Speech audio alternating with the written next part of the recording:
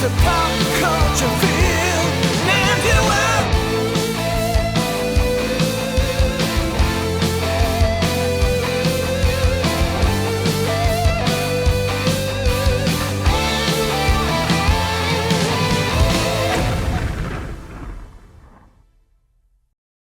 Let me get this thing kicked off by asking you who's the most legendary ranger to you? Ooh, legendary ranger. Oh man.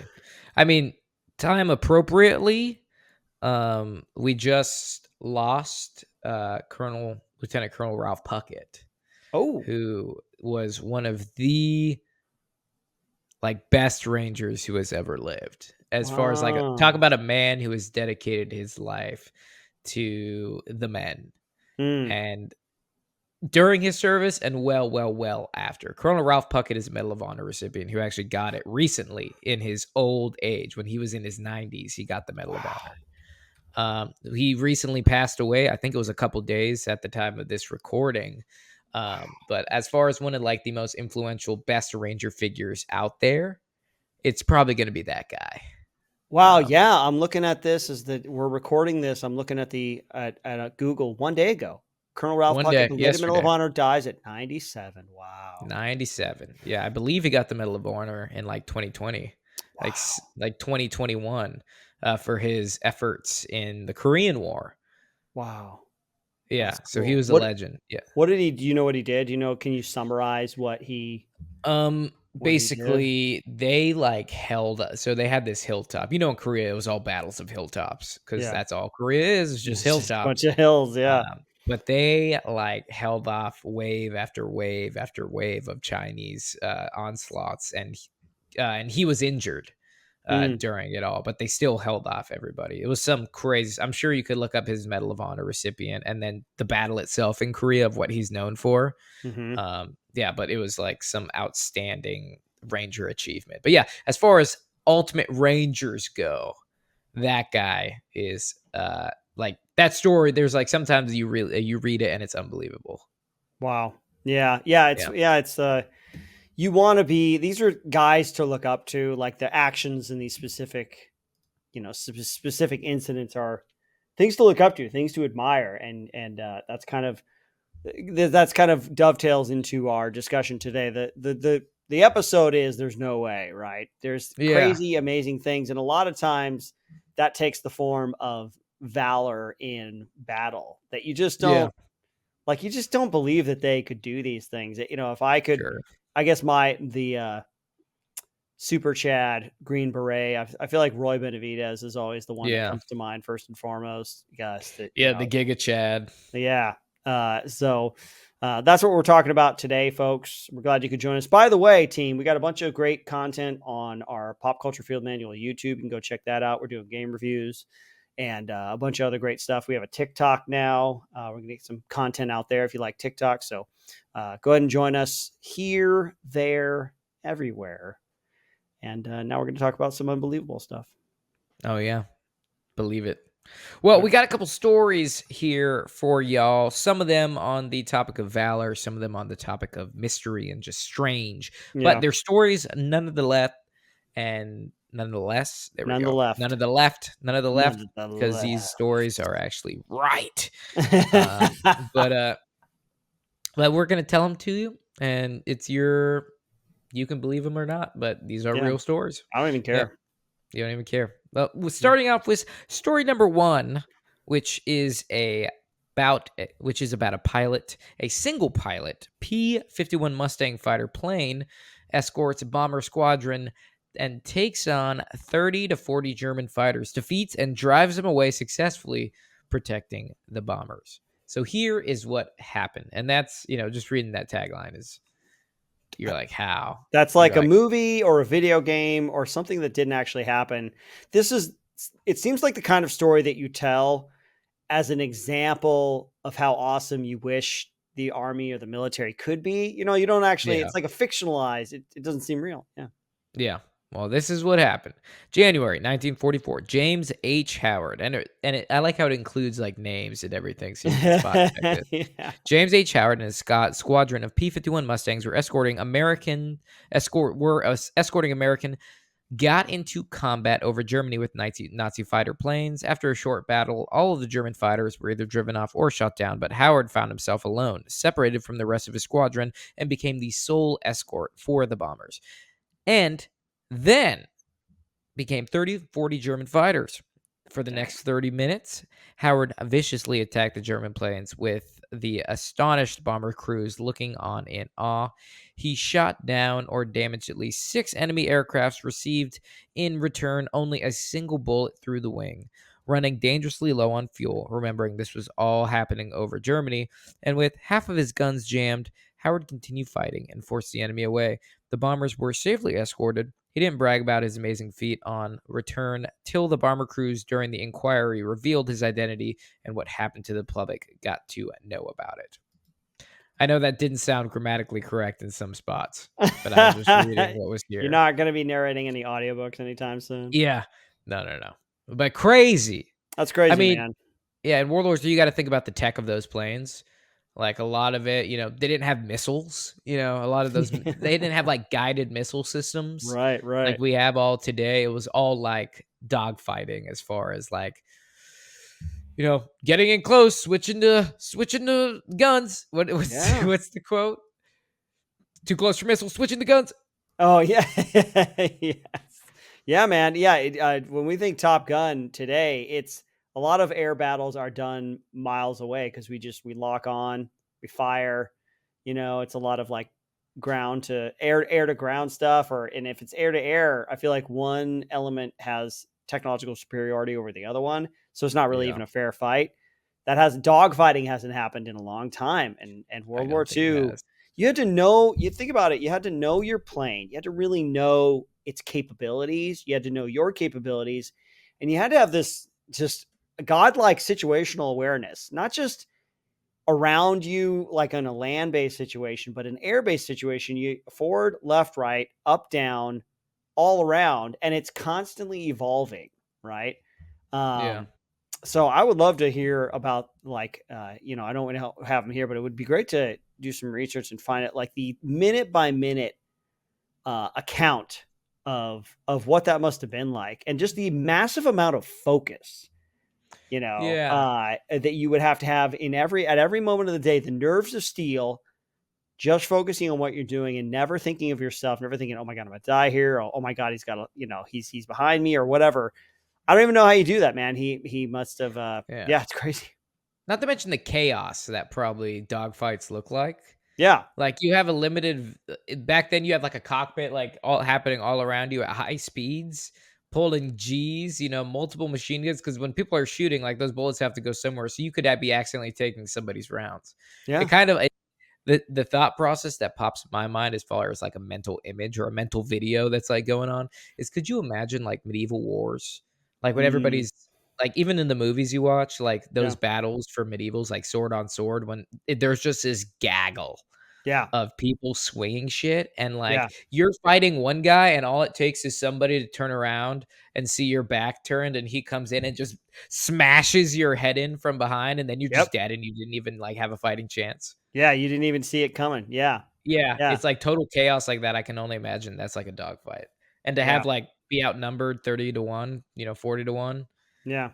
Like, I love I love the ending where it says that he didn't really brag about it or anything, which with pilots, I feel like they have this reputation of the super confident, kind of braggadocious kind of guys. They really know you got to be confident to fly a fighter jet, and take on that kind of technology and that kind of stress. But the fact that it was the other crews that talked him, that told about his exploits, that's really cool. He's a humble guy.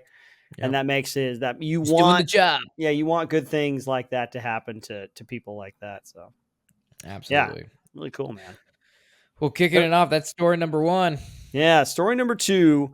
I love stories from North Korea because I feel like maybe more so it's been talked about in recent years, and I'm sure there's a good amount of war history books that have been written, but I feel like they call it the Forgotten War. You know what I mean? It's just this crazy time in history this crazy war that was brutal. It was brutal. It was only 3 years long, but man, there's so many stories that can come out of that.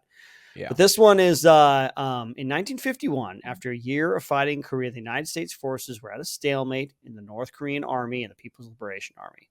Jack G. Hansen was a machine gunner in the 31st Infantry Regiment of the U.S. Army.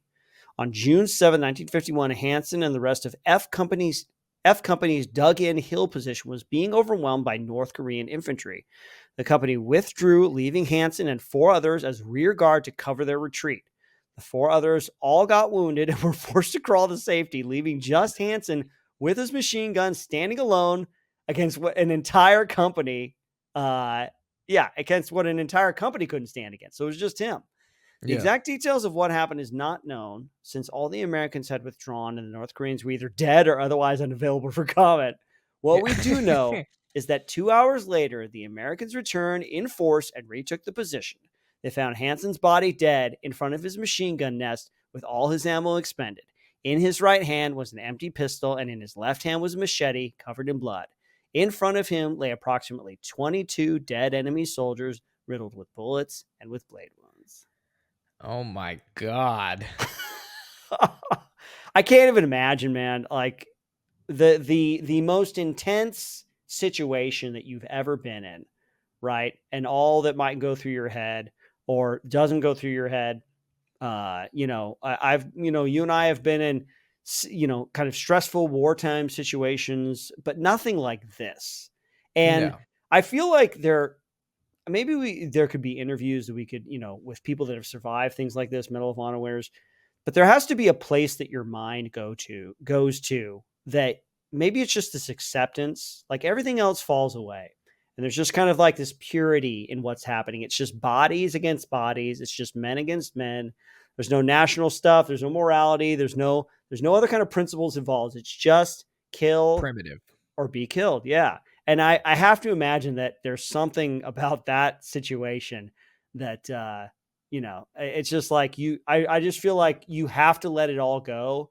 And maybe psychologists would do a better job of explaining this. You have to let it all go and just do, and then whatever happens. Yeah. Yeah. I mean, I just am trying to imagine myself like as a returning force, like being that point man and coming over top, seeing him, and then just like looking over and just seeing this war path.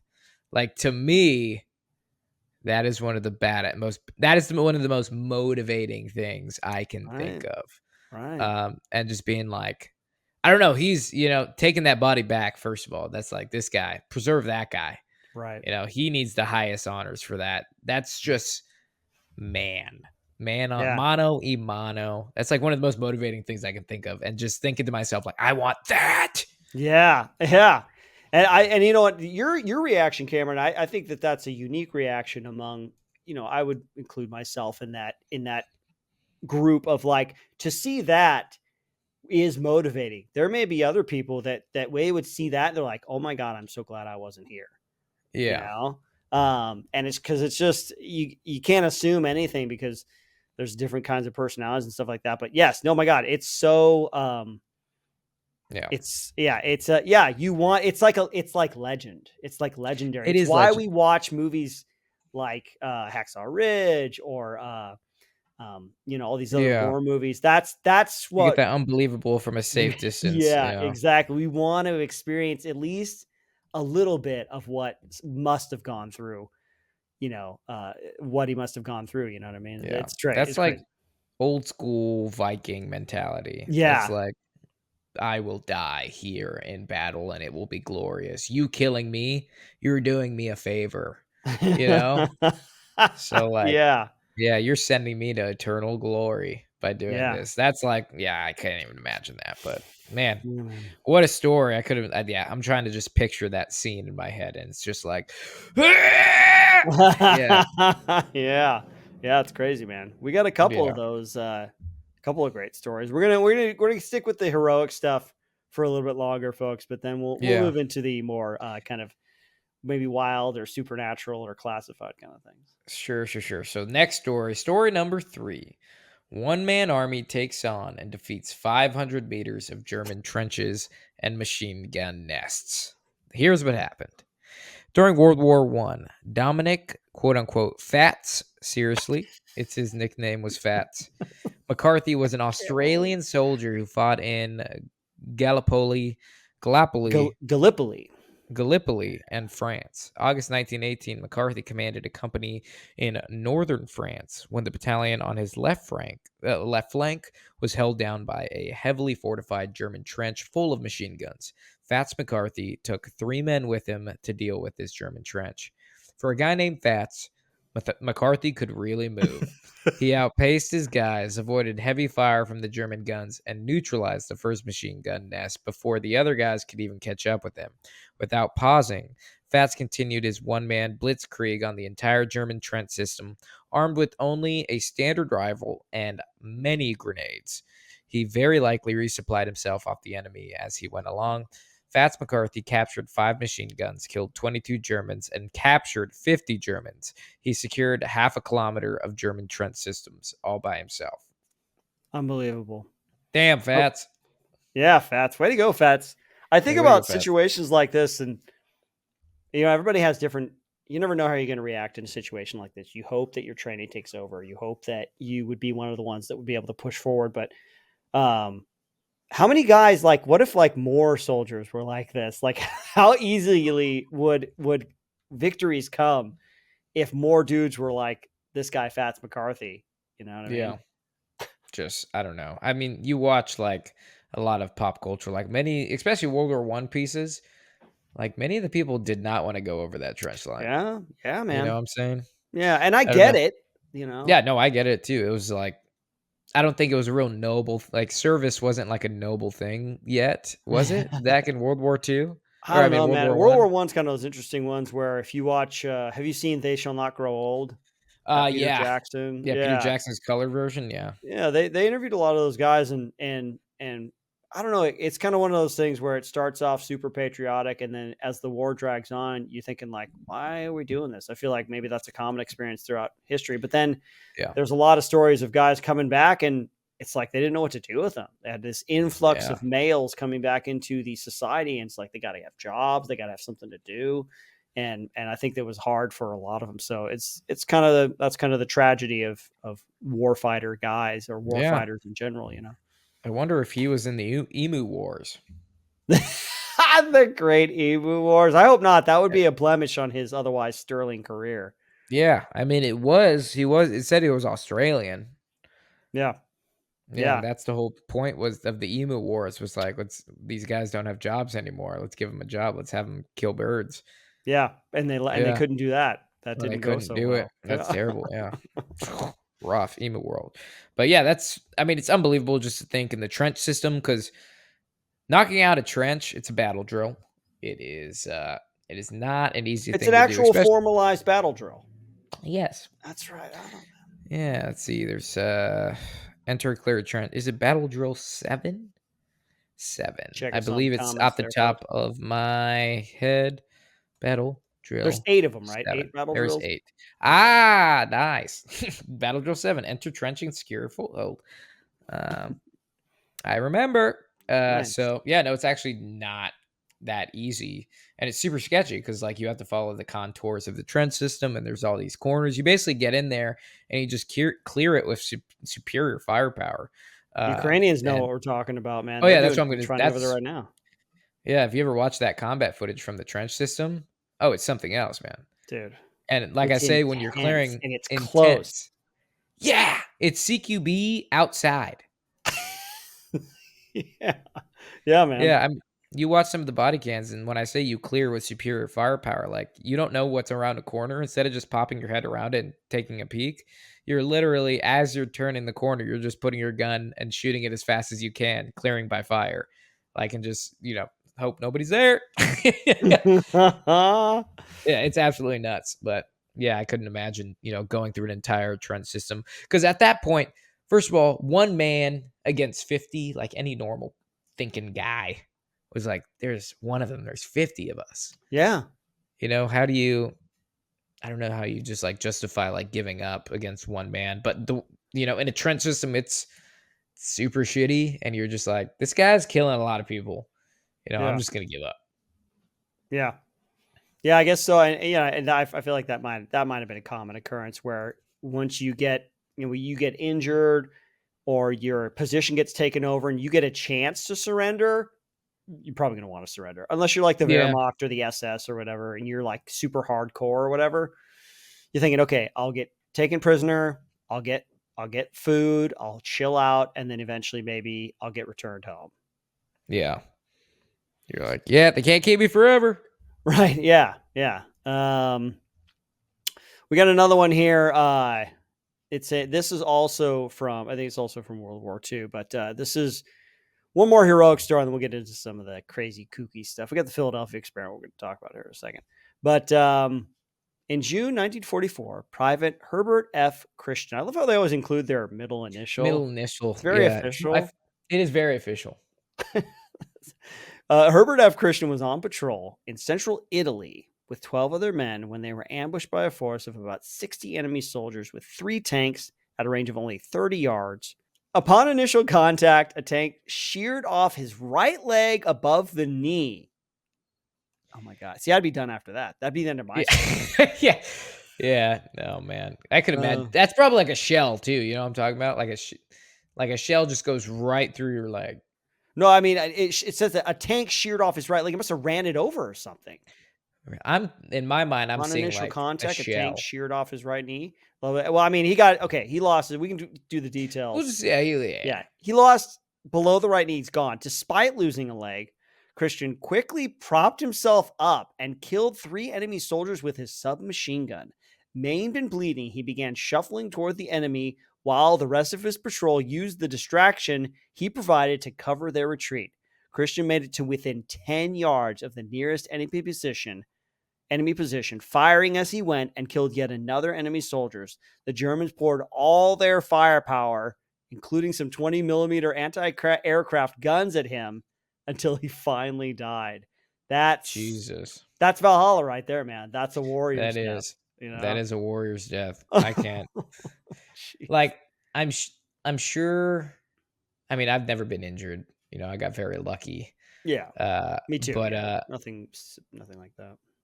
But I've seen, there's a couple of videos I've seen from Ukraine about like dudes getting their foot blown off, and just seeing the psychological impact of that, like seeing your own foot turn into mush, essentially. I saw this one video of literally this grenade going off, or a drone dropping an explosive on this guy's position, and they're in a firefight, and literally his foot just completely explodes, and he looks down, and it's like he's wearing a GoPro, and he looks down at his foot, and it is burger meat. And he's just, it doesn't sound like he's in pain. I'm sure the shock of seeing that, just like your body, you feel something, you feel the jolt of it, of the overpressure, and then you just look down. I'm sure it's not painful at first. Like, I'm sure the shock that's in. Yeah. But he is like doing the weirdest scream, where I think he's screaming because he sees it, but he doesn't believe it. But like, it doesn't sound like there's pain in his voice. Huh. Yeah. So I can't even imagine like the psychological, like, most people I feel like would do that the guy does in the videos, just screaming bloody murder. Yeah. But it doesn't sound like this guy does that. Yeah. He decided there had to be the shock or whatever, that moment where he's like, I'm dead. Yeah. And he's so like, I'm dead. Going. Might as well take as many as them as possible. Yeah. Yeah. Yeah. It's crazy. And he did it's so, you know what I think about, man? I think about the literally millions of other people, or, like other stories, thousands, hundreds of thousands of stories where it's not as dramatic as all this. It's like, dude gets shot in the leg and dies, cries in pain, crawls back to his position, doesn't do anything else. Or a guy gets his leg blown off and then slowly lays there and dies. I guess I don't know. I don't know why that's such a magnificent thought to me, but it's just like, I guess that maybe that's why these stories stick out, because he didn't do that. He didn't just cry out and lay down and die. Yeah, it's just an anomaly, Anomaly. He's just like, all right. I think it has a big thing. Like, I think it all goes back to like acceptance, like you said. Yeah. Like, you're just like, dude, especially in World War II. Yeah. Battlefield medicine isn't that good. You know, Yeah. you're like, I'm probably gonna die anyways. Like, I Yeah. just got my leg blown off, Yeah. clean off. Uh, yep, might as well. I'm dead. I'm dead. And I might as well make something out of it. Yeah. And it's like a split decision. But it's hard to talk about these things because you're just like, what would I do? Yeah. And Yeah. you can only think about it. And it's like, I hope I never have to. I Yeah. hope I never have to decide. Yeah. Uh, Part of the especially, fascination, man. Most of us will never be in this type of situation ever. yeah, for real. But I mean, hats off to this. It's an unbelievable story. Yeah. Yeah. So many more Yeah. like it too, man. But Yeah. you want to talk about some kooky, crazy stuff? Yeah, let's talk about some unbelievable stories that you just don't believe because you're like, these aren't honorable, but just because they're like, what? Yeah. They're Yeah. just kind of strange. This is a controversial one, though, the one we're going to talk about next, the Philadelphia experiment, because I remember seeing the movie. There was a movie in the 80s about this literal thing. And the guy, it's like a time travel movie. It's 1984, the Philadelphia experiment, and they're on the ship and all this stuff starts going off and they panic and him and his buddy both jump off the ship and it ends up being they end up going forward in time or they get separated. Dude ends up in the 80s and he has to go and find out what happened. And then he goes back to reverse the experiment and destroy it, to make sure that his buddy never gets like thrown off into the abyss of time. Yeah. But good classic. I think they made a sequel, which oh my god, they did a bunch of stuff. Malcolm McDowell, Philadelphia Experiment 2. Ooh, Final Countdown. We'll talk about that in a second. But Okay. this apparently is something that really happened. Yeah. Well, I mean, okay. No confirmed. This is said to be true because I found out about the Philadelphia experiment from a military horror movie. Where it was obviously it's about Nazi scientists in World War II working on something, and they briefly mention like this piece of technology within that movie, and they're like, yeah, it was based off of the Philadelphia experiment, but at a larger level. And I was like, what the hell's the Philadelphia experiment? Is it an actual thing? What movie were you watching? Do you remember the name? Okay, let me see you were here. It watching? was Horror movie. Movie about Nazi ghosts in bunker, which is casting a wide net. Outpost. Outpost, 2008. Okay. Yeah, it's just called Outpost. Yeah, I think there's like a sequel.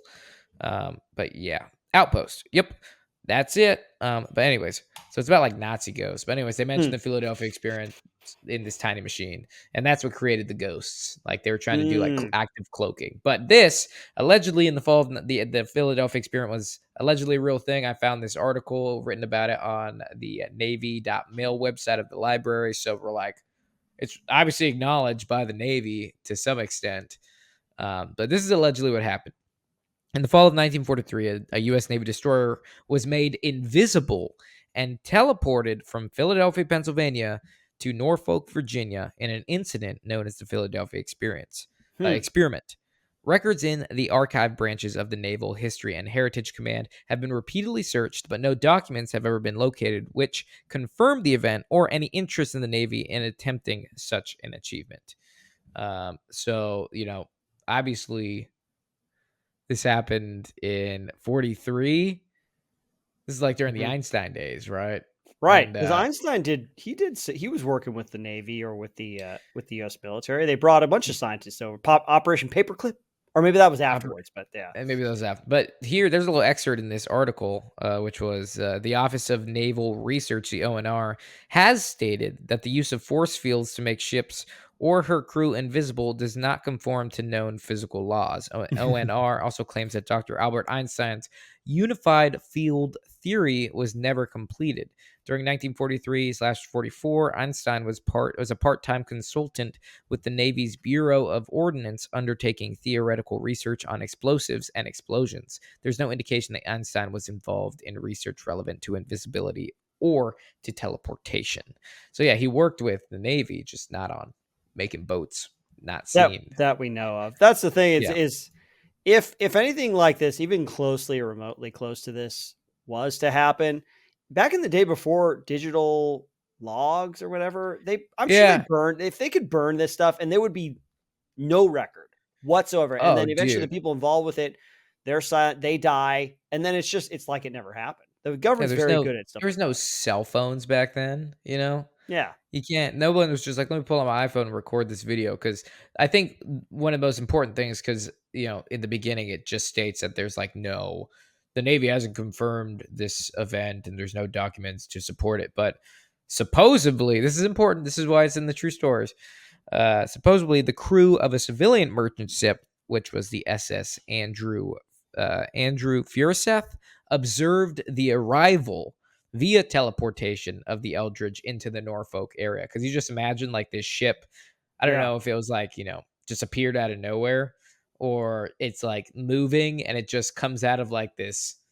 Just somehow like wipe appears. You know what I'm talking about? Yeah, yeah, And you're yeah. just sitting there and you're like, what the hell? It's coming out of nowhere. The ship is just popping out of a hole in the wall. Uh, that's why, I mean, and it was said that they recorded it on their log. And so that's kind of the only evidence that this actually happened. Right, But that, like, right. this was 1943, they could have easily burned those, seized those documents.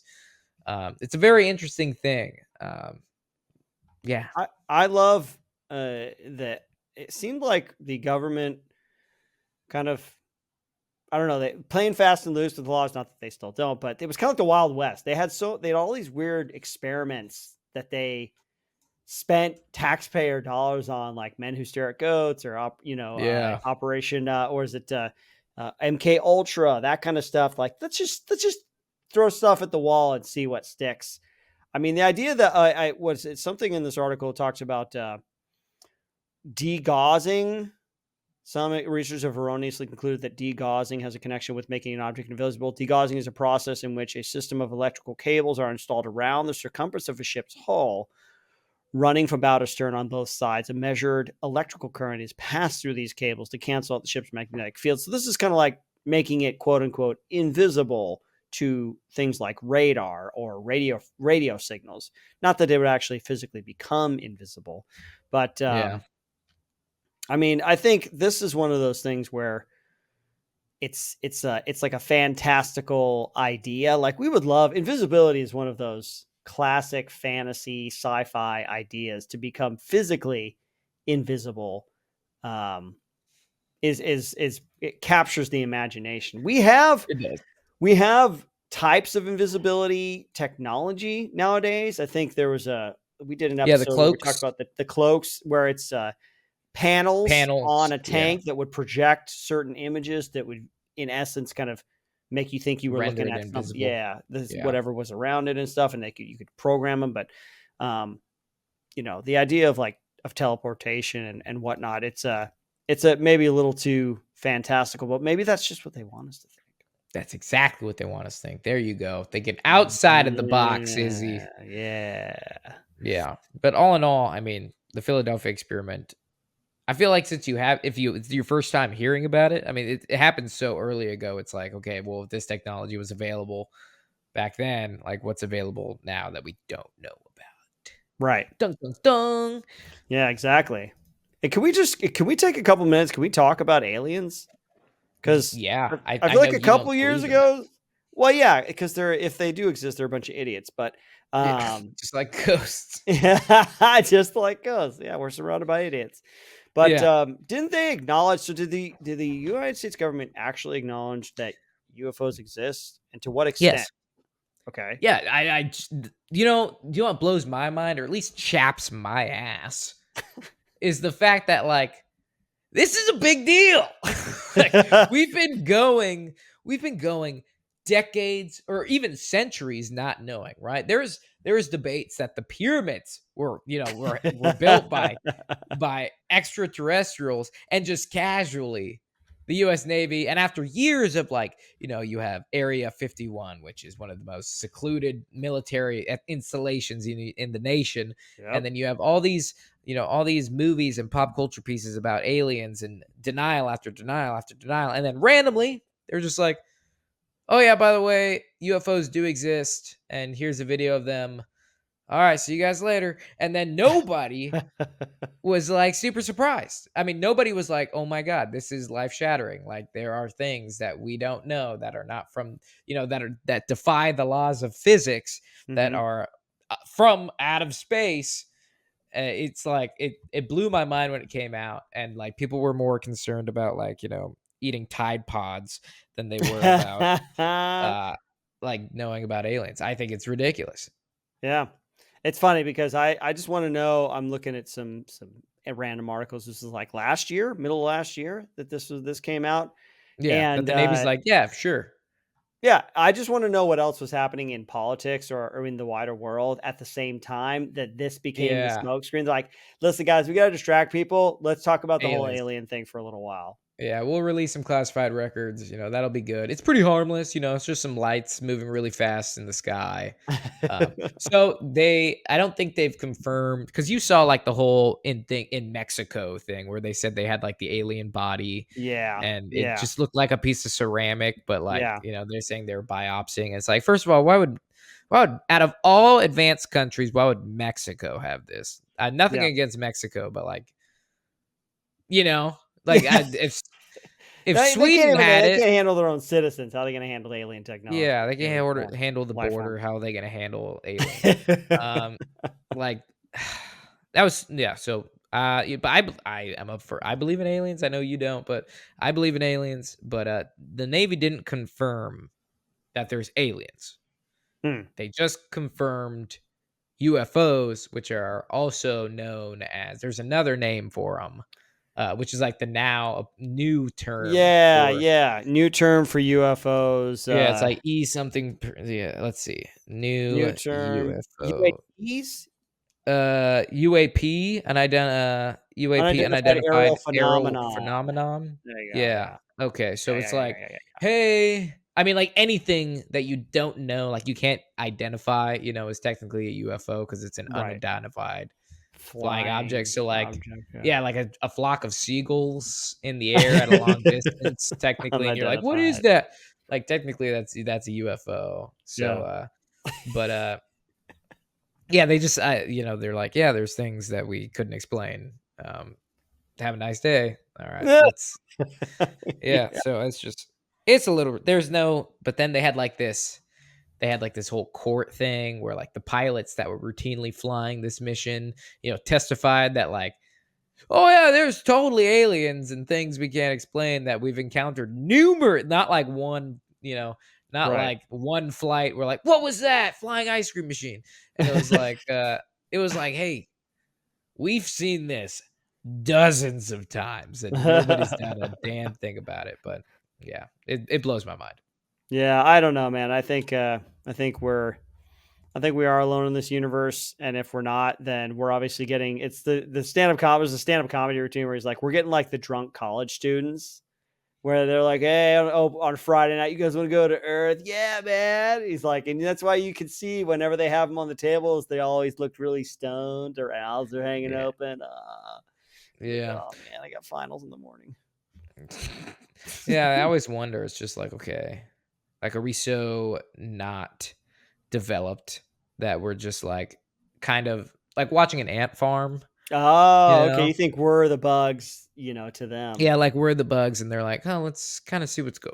You want to stop by Earth on the way home and just Let the kids run see, around for a little bit. yeah, see what the Kardashians are up to. See how they're ruining the world." Yeah, I don't know, but Yeah. aliens are an interesting thing. I'm excited for the next couple of years. Um, I don't know Yeah. why. I told you my abductee guy from Oregon story, right? Cameron, every time you do this, every time you say, I've told you about such and such, it's always some really wild, crazy thing. And I'm like, no, you've never told me about The this. guy in Oregon that told me that I was on a ranger snowboarding trip and like this guy claimed to be abducted by UFOs and talked to us for like an hour. Did I ever tell this story? Man, no, none of this sounds familiar, but I also have an extremely bad memory. So why don't you Okay. tell it, man? Because this sounds I mean, yeah, fascinating. very briefly because we still got to talk about Nazis being meth heads. But But no, so yeah, and I was on a single rangers retreat when I was in regiment, and they would take us to like all these different locations. They took us to Mount Baker one time in Oregon, and we were all renting snowboards, and we were driving GFAs, which are wait, what is it? The government vehicles, Okay, all the right. GVs. So they have like government plates, and like we were at this snowboard shop right outside the mountain. And it was like in the morning time because we were getting ready to hit. And there's this guy, super weird guy, just sitting in his car, and we're playing like Pearl Jam, and all the doors are open, and he like hears the music, and he gets out, and he like walks up to our thing. And he's like, "Nice music, man." And we're like, "Cool," but like he's pretty fat, really dirty. He's wearing flip-flops. It's like 30 degrees outside. Okay. And then he's got like, I don't know if they're tattoos or just like Sharpie marker all over his hands, like in little drawings. And he's wearing a dog collar. And I'm like, so he's just talking to me. And me, I'm a nice guy. I'm just like talking to him. Mhm. And he asked us for somebody asked for, no, he asked for a lighter. He's like, anybody got a lighter? Because he had a cigarette in his mouth. And we're like, no, man, like, Rangers don't really smoke. If you smoke, you're kind of weird. We all chewed tobacco. But he's like, yeah, he's like, no, I got a lighter. And he even after asking us for a lighter, he pulls out this giant butane torch out of his pants and just like uses it to light the cigarette and then puts it back in his pants, like inside of his pants. And then he's just like standing there and he won't leave us alone. And then he just goes, think the aliens are going to come get me again. And I'm like, what? Oh And then he man. just starts talking to us about how the aliens have come and he's been abducted numerous times. And he had a dog with him and he just let the dog run around. And like it was going around and sniffing people. And he's like, yeah, I just feel super bad because every time they come get me, the dog has to go to the pound and I have to go rescue her. And then the dog like went up to my buddy and sniffed him and it was really friendly. And then all of a sudden it just started growling at him. And I'm like, hey, can you like control your dog or something? And he's like, that's weird. She only does that to bad people. Are you guys bad people? And then I was like, no, we're not bad people, but we work for the government. And he's like, nah. I'm like, look at the plates. And he goes and it says like US government on it. And then he like kind of starts backing up.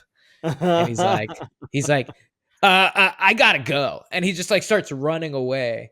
And then he like the dog's like chasing after him. And it was just the weirdest thing ever. Yeah, Oregon. Dang, man. You know I what? never This tell is you that sounding story. familiar. You told me that, yeah, the butane torch and then him finding out you guys work for the government. That sounds familiar. I think you have mentioned this before. Okay. Well, I'm glad I could remind you. Yeah. Well, I'll tell you what. Do you want to, since we're running low on time, we could talk about Nazis being meth heads, or we can talk about the lost nuclear bomb. I want to talk about the lost nuclear bomb because the Nazi meth heads. I'm looking at the article and the research that you did. It's probably going to be too much to go into. This bomb thing really, however, does intrigue me because I'm a big fan. Not a big fan, but I think it's the military lends itself to military blunders like this, and I just think it's hilarious Yeah. that they lost an entire nuclear bomb, a hydrogen bomb, no less. Yeah. But No, this was. I couldn't believe this. To be honest, doing research for this episode, I was just Googling random thoughts that came to my head that I'm like, there's no way this happened.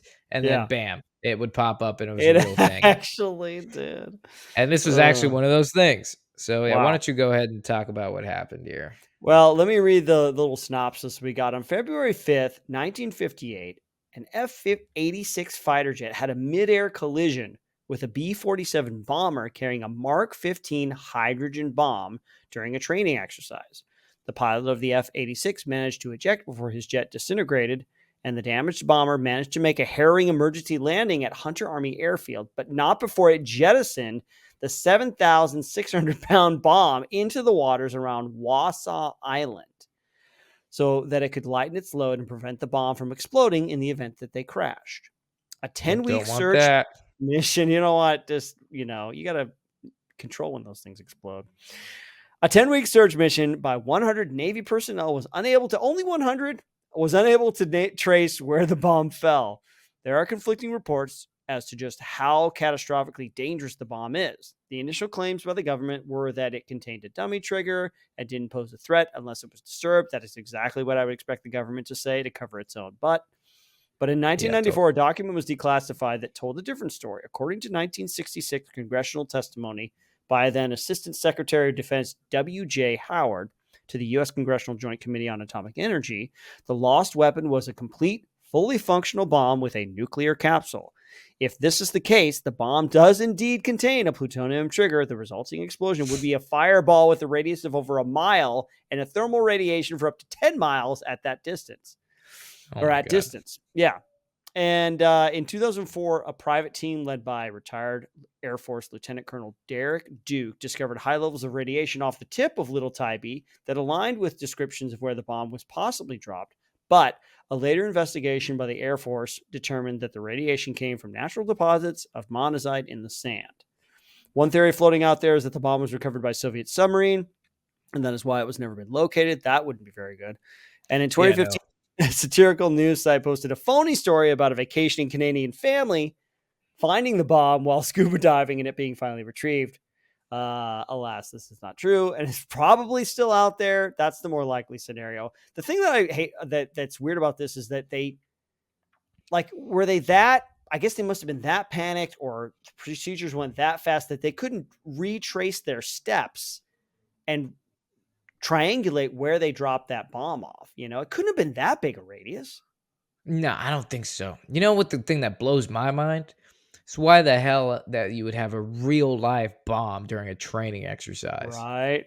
You know, You couldn't like have 7,600 pounds of just stuff. of just if I mean, what's the point of carrying that bomb if you just needed the weight to see if Right. how it affected the plane? Right. Like whose call was that? Yeah. Have you ever done any training, that wasn't like designated as a live fire? Have you ever went into, like a training area that was meant for blanks and loaded live ammunition? Right. No, Right. I've never done that, Yeah. It's just, I feel like that is as military as it gets. Yep. Somebody should have lost their job, but they probably didn't. Yep. But yeah, no, that story is unbelievable. There was actually a couple days ago an article came out. I think it was from CNN that a Florida man was arrested for using a lost nuclear bomb to power his house. Florida man. And I was strikes like, again, man. yeah, Florida man strikes again. I looked up the sound, and it's just about 100-mile drift to get to Florida from Wausau Sound. And I was like, that could be that bomb. But then then they confirmed that this was a made up story. And I was like, I was like, there's your bomb right there. Wow. John Doe got it. Florida man has it. Florida man. Oh man, I love our military. I mean, the military is full of people, and so you add an extra layer of tension and drama when you put things like this into the mix, like weapons of mass destruction or chemicals or different weird experiments. We talked a lot about different government does some crazy stuff, man. And they really, you think that they've gotten worse or better, but they've always been the same, man. The government's always been doing shady stuff. They've always been trying to keep things from us. And they'll never admit to it, No, the only thing that changed is the year. Yeah. And they'll never admit to it until it becomes irrelevant. Exactly. Well, those are our stories, folks. We hope you believed them because they're all true. We also hope you liked it. But now, before we go, let's transition to our game here. And I am the game master, so let me know if you're ready. Izzy? Let's go. Okay. Keeping with the theme of our episode, this game is called No Way That Happened. I'm going to tell you something about video games, and you tell me if it's true or false. So easy, even Izzy can wrap up his video game addled mind around it. We're about to find out. All right. So, are you ready, good sir? Let's do this thing. Let's do it. No warm-up here, it looks like, but here we go. Mario was originally a carpenter and not a plumber. Ooh.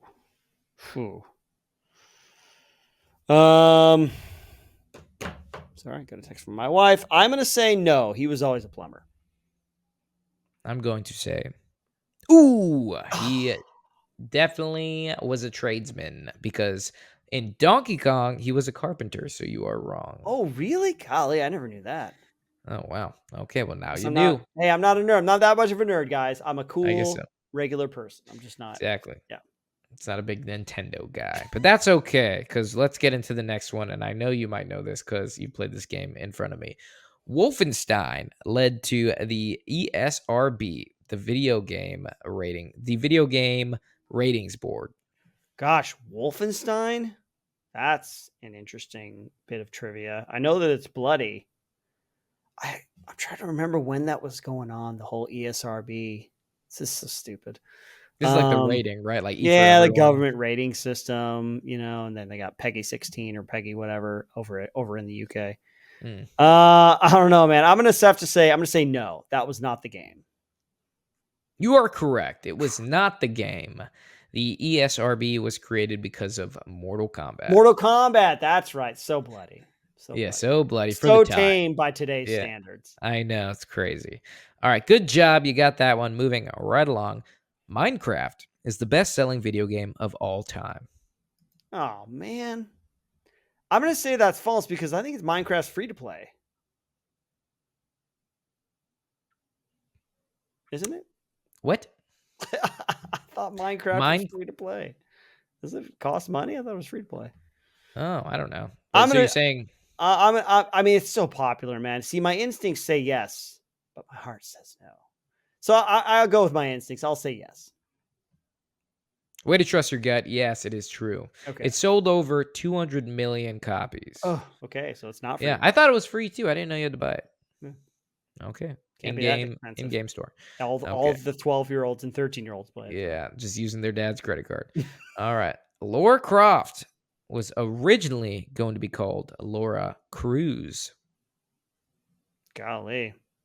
Sounds like one of those, well, I don't know. Chris is a pretty creative guy. He's got that writer's mind. It's my Lara middle name. Croft Cruz. Mm-hmm. Cameron Cruz Fath. That's a good one. C-R-U-Z? Yes, indeed. Nice. I'm going to say false. That is false. It's always been Lara Croft. Ooh, it is actually true. Core design animator Toby Gard wanted to make an interactive movie starring a male character looking for treasure in Egyptian pyramids. The character was deemed too close to Indiana Jones and was quickly switched to a South American woman named Lara Cruz. Core ended up wanting a UK-friendly name, so Core employees dove into a phone book and settled on the name Croft. Croft. Hey, that's funny. It's so arbitrary. Now she's a legendary character. I know. They're like, we want this game to sell, so she's got to be British. That's fucked. And it worked. And it worked. Moving right along. The video game industry is estimated to be worth over $100 billion. The video game industry? Mm-hmm. I mean, that may be false, but only because it's more, but I'm going to say true. It's so much money. I don't like this question, to be honest. It's false. It's estimated to be worth over $242 billion. So why I don't like this question? Why? It's because it says the game is estimated to be worth over $100 billion. And $242 billion, in my mind, is well over. Over 100, Right. My answer, it's like I said before. I said, if it's wrong, it's because it's way, way more, because video games are multi-billion-dollar industry. All right. We'll take it up with Chris. Chris, you know what to do. Send me that text. Tell me I'm wrong. So I'll just give that one to you because you said it was over. Yeah. All right. Final one. Here we go. Are you ready? Yep. Okay. Conan O'Brien and Andy Richter. Is it Richter or Richter? Andy Richter. Andy Richter have cameos in Halo 4. Oh my gosh. Dang. Halo 4. Ooh, man. So many cameos. So many good voice actors in Halo 3. I was watching a video about it, like a little mini doc. I'm going to say yes. I'll say yes. That sounds so too ridiculous to be false.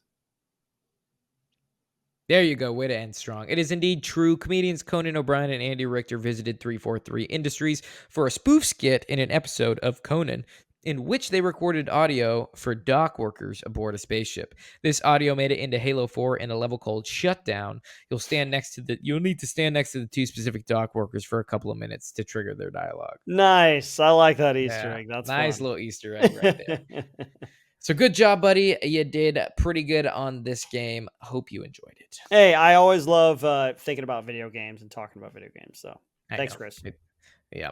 And thank you to the listeners. We hope you enjoyed this episode. A lot of amazing and unbelievable stories, and I'm sure there are so many more out there. And so we'll probably have to do another version of this one. Yeah, we could always have a part 2. We could have a part 2 to a lot of our episodes, but we appreciate you joining us. Please check out the Patreon. Also, we are going to be taking a break, folks. Yes, we are. This is the end of the season, as we usually do. Yeah, we got about 50 plus episodes into a season. It's we do a good job of cranking them out. We're very proud. We'll pat ourselves on the back for that. But we need a little bit of a break, so we're going to take a little break. We're going to refresh and recuperate, I guess, and re-strategize, and then we'll be back, folks. Absolutely. So stick with us. We will still be posting on our Patreon, so if you guys want to go ahead and join that, you'll get more content during the break. But other than that, see ya another time. And with that, Izzy, cue music.